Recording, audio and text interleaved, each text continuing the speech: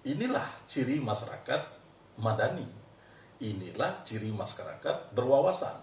Inilah ciri masyarakat cendekiawan itu. Ya, jadi kita tidak perlu baper. Jadi beda pendapat itu wajar. Ini negara demokrasi. Ini yang sudah kita sepakati. Jadi tidak ada ruang bagi orang baperan. Yang ada bagi orang yang siap menerima kritik, siap menerima pendapat, dan siap kita bermusyawarah untuk mencapai mufakat. Pendidikan Pancasila. moral Pancasila itu dari SD kita sudah ada, PMP ya kan? PSBB kali. Apa? PSBB. ada ini apa P4 ya kan? Ada pengantaran P4. Iya, itu sih kita sudah belajar sebenarnya. Tapi sekarang saya nggak mengenal itu lagi di pendidikan sekarang ya. Jadi mungkin karena sudah gampang ya pendidikan melalui gadget. Satu alat aja ya. Dengan satu alat saja bisa. Semuanya bisa digapai. Semua bisa digapai. Dunia dalam genggaman. Dunia dalam genggaman. Mau berita apapun juga. Tapi jangan sampai kita tidak sadar bahwa apa yang kita sampaikan juga, ilmu yang kita berikan melalui media, apakah itu baik ataupun buruk, semua ada hukumannya nanti, ada ganjaran. Ada pertanggungjawabannya. Ada pertanggungjawabannya nanti. Itu yang harus kita benar-benar dengan seksama sebelum kita melakukan pemberitaan apapun. Oke. Ini kayaknya udah panjang bicara kita nih, ya. Masih oke? Iya, Harus jelas, kita ya sudah masuk ini kemana-mana kan, mulai dari kasus Duarte, dari pariwisata juga masuk, juga bicara tentang Kelakar tadi, King of Kelakar, KOK tadi juga sudah.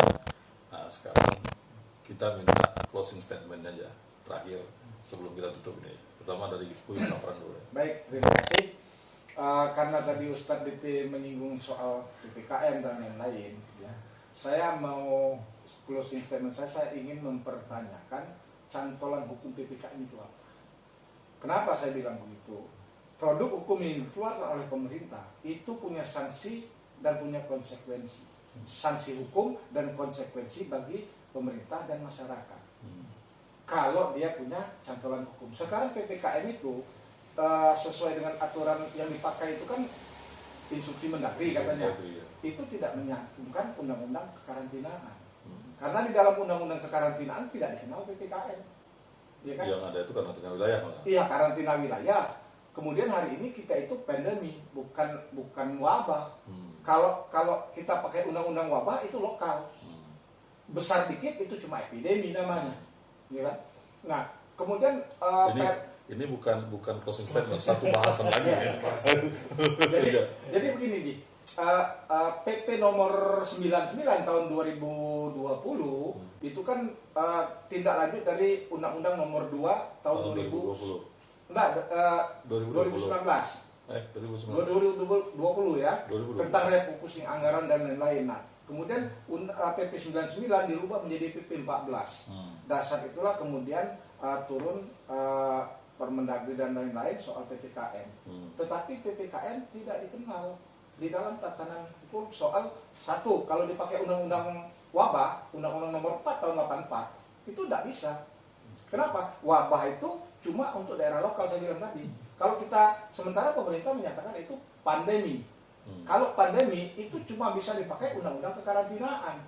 Di undang-undang kekarantinaan tidak dikenal. Sementara di PP itu sendiri undang-undang kekarantinaan tidak dipakai. Cukup kira-kira yuk. Closing statementnya. Ya. Satu bahasan itu closing statement. Sekarang Ustaz closing statement Ustaz. Ya, baiklah. Buyur Manat, Pak Ustadz Idasril maupun CEO MDS dan tentunya sahabat MDS semua, closing statement saya bahwa apa yang kami sampaikan ini pendapat dan keilmuan kami masing-masing. Saya hanya satu menitip pesan buat Bapak Kapolda, dan tentunya ini nanti akan didengar oleh Bapak Kapolda kita. Tetaplah berjiwa kesatria, dan tetap apa yang Bapak lakukan ini jangan pernah berubah. Artinya kebaikan-kebaikan yang Bapak lakukan ke masyarakat, walaupun kelak nanti Bapak tidak menjabat lagi sebagai Kapolda Sumatera Selatan, namun kali masyarakat Sumatera Selatan akan terus mengingat dan mengenang kebaikan-kebaikan Bapak selama ini.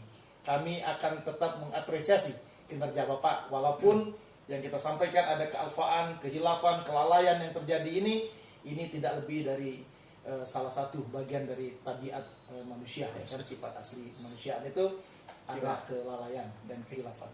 Mungkin itu saja. Oke, sekarang ke CEO kita. Closing statement ya, Pak. Terima kasih kepada sahabat-sahabat MDS yang telah berkontribusi pada hari ini untuk memberikan suatu pencerahan kepada TV YouTuber daripada MDS ya, atau podcastnya, mana biasanya Bung Dasril ini bawanya. Jadi closing dari saya, bahwa saya sedikit berbangga. Kenapa?